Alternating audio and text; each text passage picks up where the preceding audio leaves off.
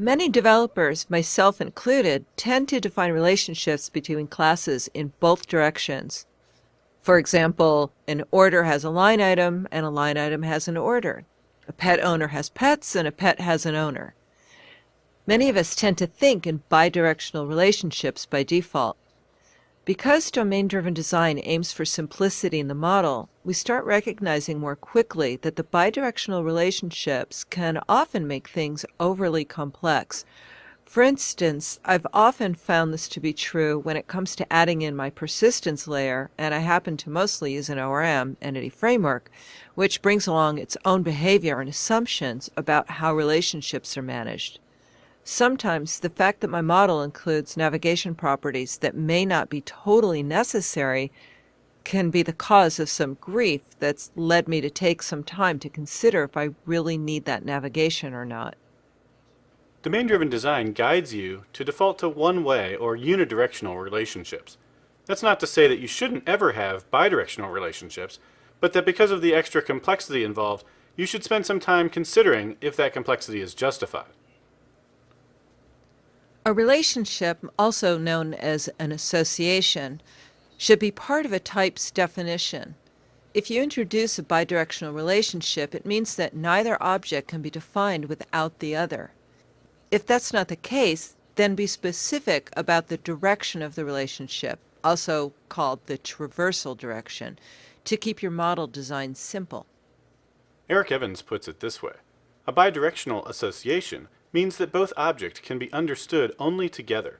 When application requirements do not call for traversal in both directions, adding a traversal direction reduces interdependence and simplifies the design. So with a DDDI, we can look at our model and ask, can we define a client without identifying their pets? Can we define a pet without identifying the client who's responsible for them? This may sound like a simple set of questions, but it could lead to a whole lot of debate. For example, why would a person be scheduling an appointment if they didn't have a pet? So in the context of scheduling appointments, a client doesn't make a whole lot of sense without one or more pets or patients. Or from another perspective, a cat can't pay a bill or call to make an appointment. So how can we define a pet without a client? These are both pretty reasonable arguments, but neither one gets us anywhere. So let's start again with defaulting to a one-way relationship. A client would need a patient to schedule an appointment. A client would not need a patient to pay a bill.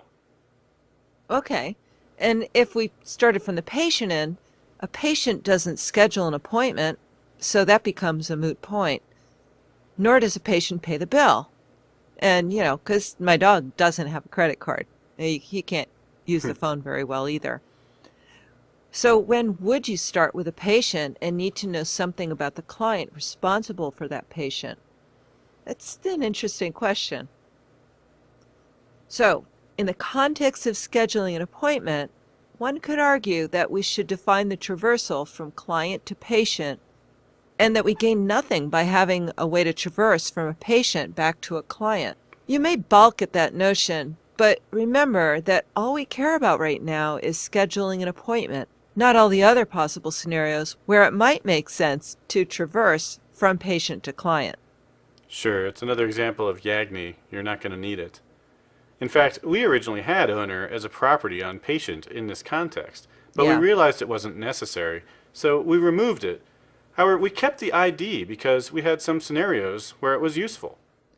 So in the end, we chose to define relationships that traverse from appointment to doctor, patient, and client, and to define one that traverses from client to patients or their pets, but not the other way.